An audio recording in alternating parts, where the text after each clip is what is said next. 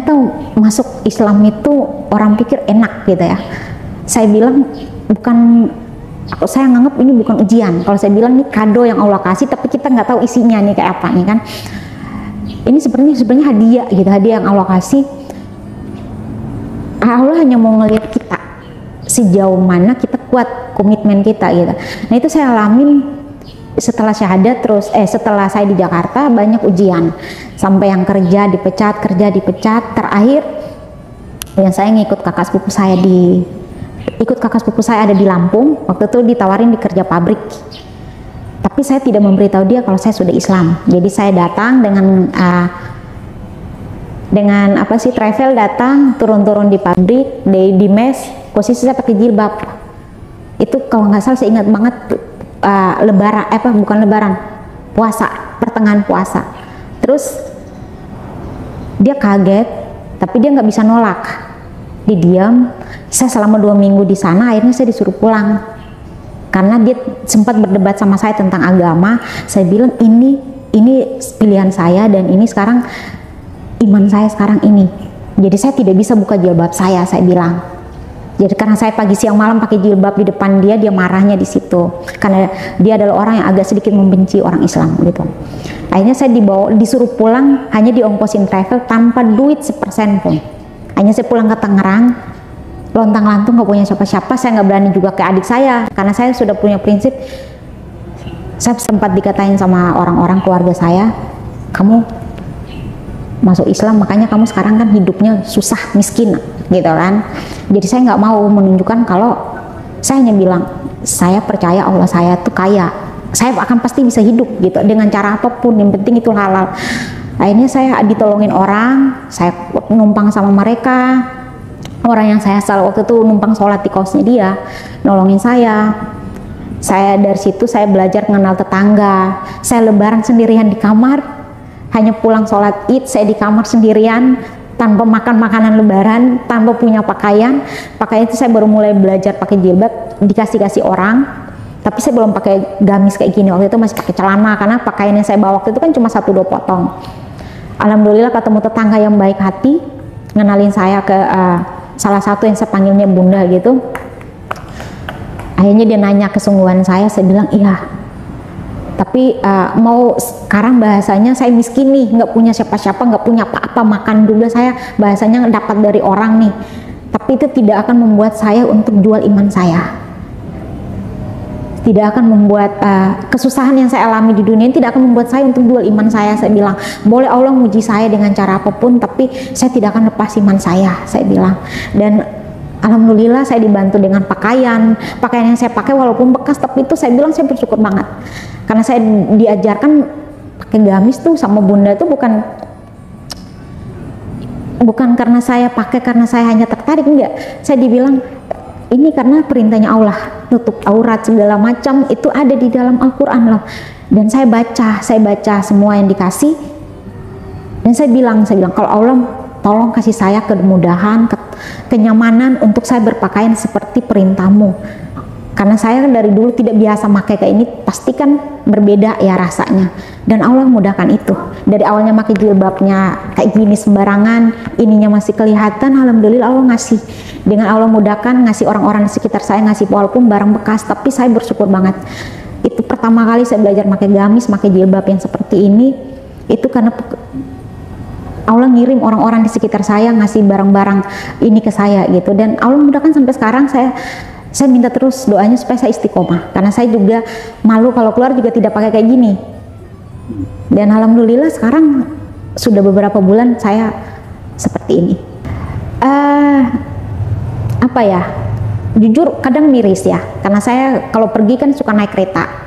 Kadang ngelihat teman-teman yang seperti dulu awalnya saya belajar pakai jilbab, ingat banget saya pernah pakai jilbab pertama kali pergi naik kereta, itu jilbab hasil dari teman, tapi saya pakai bajunya ketat, tangan panjang, celana ketat, celana jeans. Terus saya ngelihat orang di depan saya itu pakai pakaian yang sama, tapi saya risih. Kok pakai jilbab tapi kok ininya jendol kemana-mana berbentuk gitu ya. Sedangkan saya juga berpakaian kayak gitu. Dari situ saya kapok pakai, saya malu sendiri pakai. Dari situ semenjak saya belajar tahu kalau ini adalah perintah saya pakai pakaian kayak gini, saya suka miris sih ngelihat orang-orang yang udah tahu hukumnya, udah tahu sebenarnya ini perintah Allah, ini bukan gaya-gayaan, tapi mereka masih pakai. Karena jujur selama saya pakai gamis, pengalaman saya pakai gamis awal itu saya dikeluarkan dari tempat kerja yang lama karena alasannya cara berpakaian saya. Teman kerja saya sendiri bilang gini, ini bukan di negeri Arab, kamu pakai repot kan kamu pakai baju kayak gitu.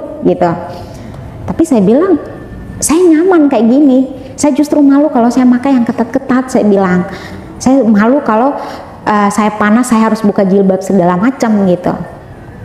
Jadi saya nyaman dengan keadaan seperti ini, dan saya hanya pingin sih bilang sama teman-teman yang mungkin yang mualaf juga, teman-teman yang sudah Islam juga, Pak, jilbab itu bukan buat gaya-gayaan. Kita pakai pakaian kayak gini karena perintahnya Allah. Jadi kadang orang bilang, kamu pakai pakaian kayak gitu lebih tua. Iya mungkin di mata manusia tua, mata manusia jelek banget, tapi yang kita cari itu ridhonya Allah. Kita nyari itu keberkahan dari Allah. Kadang memang manusia, saya pakai kayak gini jelek ya. Jadi kadang miris kalau di kereta saya masih lihat pakai jilbab, tapi masih pakai pakaian yang berbentuk badan, masih transparan segala macam. Itu pingin sih jangan mempermalukan agama kita gitu. Tolong kita sama-sama belajar. Saya juga masih belajar sampai detik ini, masih belajar, masih miskin ilmu. Apa yang kita cari di dunia itu hanya sesaat. Kita mati kita nggak bawa apa-apa. Kita nyari ridhonya Allah, semua yang Allah ngasih itu hanya sesaat gitu. Kalau kegiatan sekarang untuk menambah sakofa Islam, wawasan Islam itu ikut kajian apa aja? Kajian saya alhamdulillah karena keingintahuan untuk belajar mengenal Islam, saya jujur saya pernah menghubungi waktu saya masih di Jakarta Barat, saya pernah menghubungi beberapa orang untuk beberapa lembaga lah, MCI pernah. Tapi waktu itu karena COVID-nya parah, waktu itu masih di daerah Jakarta yang kemarin itu kan COVID, jadi harus online. Waktu itu saya kan tidak ada pekerjaan yang pasti dan tidak punya uang untuk beli paket, akhirnya saya mencari-cari beberapa tapi gagal, bahasanya gagal, itu belum Allah ngasih yang tepat gitu. Akhirnya saya dapat, saya hubungi dompet duafa mualaf, pesantren dompet duafa mualaf, pesantren mualaf dompet duafa bahasanya, pesantren mualaf dompet duafa. Saya menghubungi timnya, akhirnya saya direspon baik sama mereka. Sampai sekarang saya belajar di situ seminggu sekali saya belajar pembinaan agama di situ. Dari awalnya bahasanya ternyata sholat saya itu salah. Saya diajarkan juga sama orang-orang banyak ternyata sholat yang benar itu seperti ini. Banyak Allah mudahkan gitu, bertemu dengan banyak orang, dengan tetangga-tetangga juga yang di saat mereka tahu saya mualaf, banyak yang membantu saya dari ngasih pakaian, dari ngasih buku-buku, ngirimin saya buku-buku untuk saya belajar gitu. Dan sampai sekarang saya ngerasain gitu keberkahan yang Allah kasih. Dari awalnya yang bahasanya makan aja susah, sampai sekarang alhamdulillah Allah ngasih saya jalan, saya bisa bekerja, setidaknya bisa mandiri, dan saya bisa berpakaian seperti ini. Saya sih harapan saya sih supaya saya juga terus belajar, bertemu lagi dengan orang-orang yang bisa mengajarkan saya ilmu agama lebih baik lagi. Tadi ada yang terlewat. Boleh. Sebelum masuk Islam, sebelum jadi seorang muslim, itu waktu jadi aktif gereja dan sebagainya seperti itu, punya pandangan buruk tentang Islam? Jujur iya. Apa dia? Dulu kan masih identik dengan apa sih, bom, terus jihad, mereka anggapnya itu jihad kan, dulu kan itu bom segala macam. Itu kan yang kita dapat dari orang-orang kan hanya dari kata orang. Islam itu ternyata gini ya, mengajarkan orang gini. Dan jujur dulu sebenarnya itu sempat punya pikiran juga gitu. Makanya awal Islam tuh saya hanya dibilangin sama Pak Ustadz, Bu Ustazah bilang, carilah tempat, banyak kelompok Islam juga, carilah tempat yang dimana membuat karena masih baru kamu belajar, tapi jangan sampai salah tempat. carilah ilmu yang banyak-banyak, dan mana yang baik silahkan ikutin, karena pasti Al-Quran yang paling baik, belajar gitu. Akhirnya sekarang seperti ini. Allah mudahkan dengan banyak orang yang ngirim saya Al-Quran, ngasih saya Al-Quran yang terjemahan, karena dulu kan pernah dikasih orang tapi yang nggak ada terjemahan, jadi nggak tahu arti. Sekarang alhamdulillah saya dapat kiriman Al-Quran, dapat udah 2, saya belajar artinya. Jadi tiap kali saya habis sholat, saya baca itu, saya langsung baca artinya dan saya paham. Ternyata Islam tidak seburuk kata-kata orang, itu hanya bahasa-bahasa media saja, bahasa-bahasa orang saja yang memang tidak mengenal Islam sebenarnya seperti apa. Di saat sekarang saya mengenal Islam, ternyata tuh lebih indah, sangat indah. Kalau saya bilang Islam tuh indah banget, karena dia mengajarkan kita, khususnya perempuan ya, itu justru menjaga kita banget, menjaga, memuliakan kita banget kalau saya bilang, karena dari cara berpakaian kita melindungi kita, dan mengajarkan kita dari bangun tidur sampai mau tidur lagi, itu semua diatur dalam Islam. Di agama sebelah tidak ada aturan di sebelah harus begini, tapi tidak. Di Islam itu diatur, semuanya diatur, dari bangun tidur, bahkan mau keluar ke rumah pun, mau ke kamar mandi segala macam, itu semua diatur. Dan itu indah banget saya jalanin, walaupun saya masih terus belajar sampai sekarang, tapi saya bilang itu indah banget, karena apa ya, nggak pernah saya nemuin kayak gitu tentang Islam kafah. Ya apapun kita harus tunduk ya, tunduk sama perintahnya Allah. Dari ya mengatur cara kita makan minum, adab-adabnya seperti apa, berpakaiannya seperti apa. Di agama sebelah nggak ada aturan kayak gitu. Nggak ada. Yang saya dapat ya tentang riba, khususnya ini tentang riba. Karena yang saya dapat di Islam, saya pernah pernah dengar di salah satu kajian, dan saya baca juga, bank kayak kredit segala macam itu sebenarnya riba itu tidak boleh. Terus contoh kita memberi pinjaman segala macam, itu kan kalau kita ya itu kayak kredit itu sebenarnya nggak boleh. Ada bunganya itu nggak boleh. Di sini kita diaturnya soal bukan diatur, kalau saya bilang memang semua yang Allah ngasih itu ternyata sampai zaman, walaupun itu dari zamannya Nabi ya, zaman Nabi Muhammad sampai sekarang, ternyata itu tuh kita bisa pakai. Dan itu tuh apa ya, kalau saya bilang kalau diterapin sungguh-sungguh, ternyata Masya Allah banget, ada manfaatnya banyak. Soal tadi kalau di sebelah pacaran bebas, berpakaian bebas, kalau kita di sini di Islam tuh pacaran itu kan haram hukumnya. Dan itu saya jalanin, Bismillah. Dulu saya nggak paham, sekarang saya hanya bilang ya udah, saya mau ikutin maunya Allah gitu. Ya sekarang contoh juga soal berpakaian, jujur ya, saya mengerti soal berpakaian itu, hukumnya berpakaian di sini di Islam tuh ternyata apa yang kita beli, kalau di sebelah kan waktu saya masih agama lama pingin apa beli, kita nggak paham hukumnya. Kalau di sini ternyata di Islam sekarang ada hukumnya, apa barang apa yang kita beli, apa itu ada faedahnya. Ternyata semua itu nanti di akhir kita dihisap ya. Contoh kayak pakaian yang kita beli, kita pakai nggak? Kalau hanya jadi pajangan, itu kan nanti semua dihisap. Jadi apapun yang ada di diri kita tuh semua dihisap. Ada bahasan pertanggungjawaban kita sama Allah. Dan itu mengajarkan saya untuk jauh lebih wow, indah banget. Kalau saya bilang Islam tuh indahnya di situ. Banyak orang, banyak sosok yang berjasa sih dalam kehidupan saya, yang membawa saya sampai detik ini. Tapi ada juga yang saya lupa namanya, karena saya sebenarnya punya masalah di ingatan. Ada Pak Ustadz yang di Kupang, ada beberapa Pak Ustadz di Kupang, terus di sini di Tangerang. Di Tangerang Selatan ada, saya panggilnya Bunda, sama ada Uni. Makasih banyak Uni sama Bunda sama Umi orang Padang itu, makasih banyak, udah banyak mengajarkan saya, membuat saya lebih seru, selalu support saya untuk saya istiqomah sampai detik ini. Sama orang-orang dari MUI dari MUI yang selalu mendukung saya sampai detik ini, dan khususnya juga dari teman-teman di Dompet Duafa, pesantren mualaf Dompet Duafa. Makasih banyak untuk supportnya sampai sekarang masih membuat saya seperti ini. Teman-teman juga dulu yang cerdas, Pak Adam sama istrinya, saya ingat banget Pak Adam istrinya pernah ngasih saya jilbab merah. Itu awal mula saya belajar juga.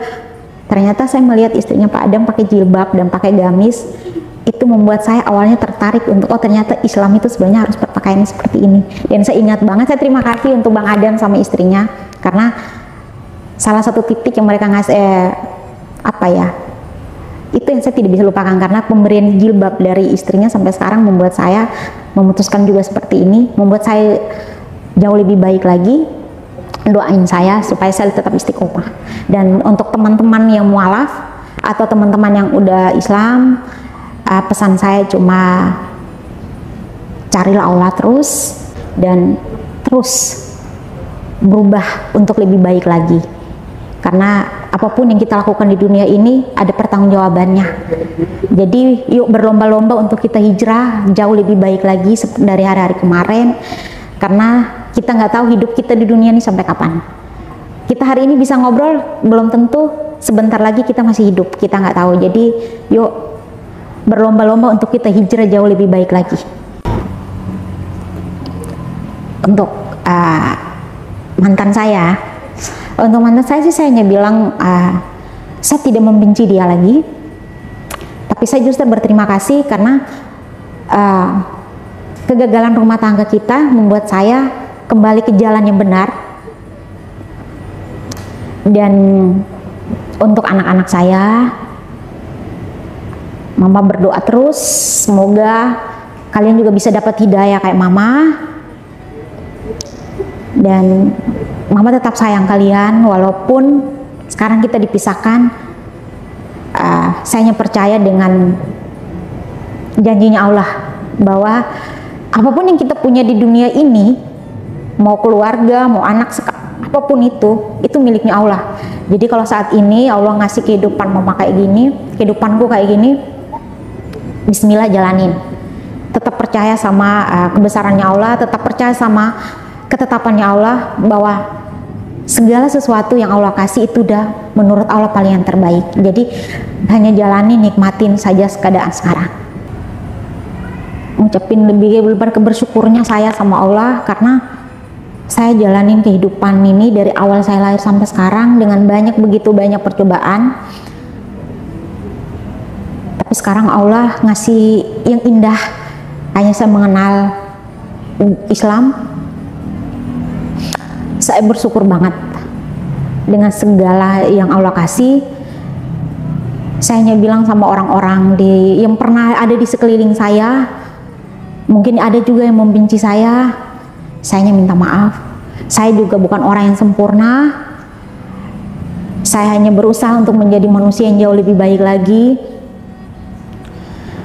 Jadi saya atas nama saya pribadi, saya Fitri, saya mengucapkan terima kasih untuk orang-orang di sekitar saya yang sudah banyak membantu kehidupan saya, karena tanpa mereka juga saya tidak seperti sekarang.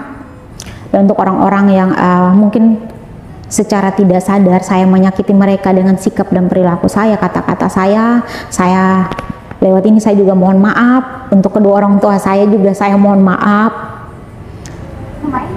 Saya hanya berdoa supaya Allah tetap lindungi kedua orang tua saya, keluarga saya.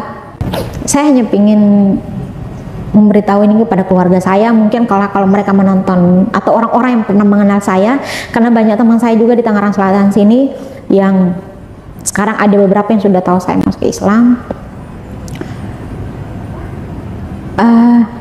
Saya minta maaf. Intinya mungkin suatu saat video ini akan nyampe ke orang tua saya, saudara saya. Mama, Nona minta maaf. Nona sayang sama Mama, sama keluarga, sama anak-anak juga. Tapi iman Nona jauh lebih penting. Nona hanya percaya kalau suatu saat Allah nanti ngasih yang terbaik untuk kita ketemu lagi. Doakan juga supaya saya juga jauh lebih baik lagi, terus belajar lagi, dan suatu saat pingin juga apa yang saya dapat saya bisa ngasih ke orang-orang sekitaran saya juga,